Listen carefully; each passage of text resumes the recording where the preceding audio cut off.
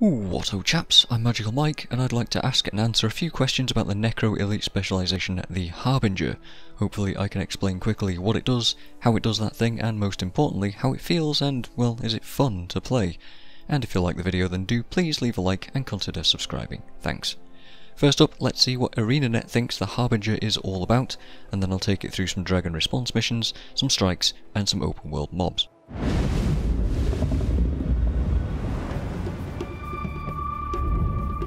Some necromancers have always been separated from corruption by a thin edge, absorbing life energy to fuel their magic. But a Harbinger's methods are even more volatile. These skilled alchemists have developed elixirs to inflict blight on themselves, converting their own pain into power. In Harbinger Shroud, they gain devastating abilities while suffering from blight. A Harbinger makes no clean kills, wielding a pistol to devastate their enemies with noxious, corrosive bullets. A burst of flavourful description in that video, but not a lot of meaningful information, so let's go into some proper detail. Harbingers get a main hand pistol, a whole new type of death shroud aptly named Harbinger Shroud, and the elixir utility skill type, previously only found on engineers. This is a much faster paced necromancer that offers a lot less general support than say a Scourge, without shades and barriers, and can compete with Reaper for an alternative flavour of DPS, although it's a bit squishier. I found the pistol to be quite the potent new weapon, managing to put out a lot of torment, a surprisingly strong stun, and absolutely churning out life force. It's also surprisingly good at AoE with its bouncing and piercing shots. I'm pleased we can get a new condition-focused main hand weapon for the Necromancer, and though it does do okay with a power version of the build, it only truly shines with condies. As for feel, well, it's a pistol so it shoots bullets. If you've played Engineer then the skills basically do exactly the same things, but they do feel quite a bit stronger. The elixirs are a bit of a mixed bag though, being a fairly boring utility skill type for the most part.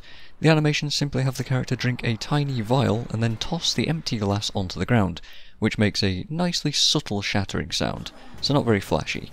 The effects too are fairly mundane, just giving you different boons based on the elixir that you drank. Might and Fury, Swiftness and Quickness, there's a Condition Cleanser and a Stun Breaker. The Elite is the most interesting one, granting you all of the boons in the game, and a stack of 25 Might for a short time, which is very impactful if used at the right moment, but probably won't be used very much in PvE. The heal itself is relatively weak, but also grants life force, which will further heal the Harbinger too. I'm not very impressed with the elixirs, they seem rather boring to me, and I only found myself using them in order to accumulate stacks of blight to ramp up my damage. There is a trait that allows you to share the boons from all of these skills, but I found myself never wanting to actually use it.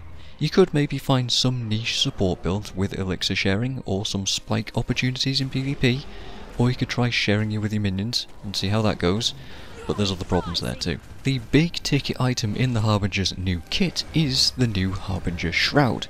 Instead of giving you a new life bar like Core or Reaper does, you simply get a new set of 5 skills, you lose access to your utilities like on Reaper and Core, and slowly accumulate Blight. Blight works like a reverse barrier. It decreases your maximum health for a while, all the way up to 50%, so I hope you can survive with 10k max health. The idea of this mechanic is to give the Harbinger a sense of risk versus reward, risking its survivability in order to do more damage through its traits. In practice though, I hardly ever noticed my health loss. A big reason for this is because life force will now automatically drain over time when you're not at full health, giving the Harbinger a moderate heal every few seconds. Combined with the pistol and the speed at which you kill things, you'll be getting so much shroud and life force that you'll be able to stay healthy quite a lot. This passive healing can make for a deceptively steadfast build, even on a pure DPS glass cannon. The shroud skills themselves are also very strong. The auto attack fires 2 bolts inflicting torment and can be traded to hit Doomfire twice. Skill 2 is a shotgun attack that can stack loads of torment. Skill 3 is a huge gap closer or a mobility skill. Same with Skill 4, leaping you into the air, very flashy animation, and Skill 5 is a massive alchemical circle crowd control that floats enemies helplessly around you. Looks great too. You want to be in Shroud as much as possible because these skills are bonkers. Never before has Necromancer felt so mobile, dipping in and out for DPS increases, mobility, and all sorts of silly amounts of conditions.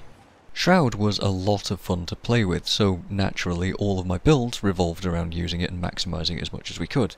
In the video you'll be seeing a mix of power and condition builds, with a bit of potential for a blood support variant too. The base Harbinger traits are pretty simple. We have a power line, a condi line, and an elixir/boon line.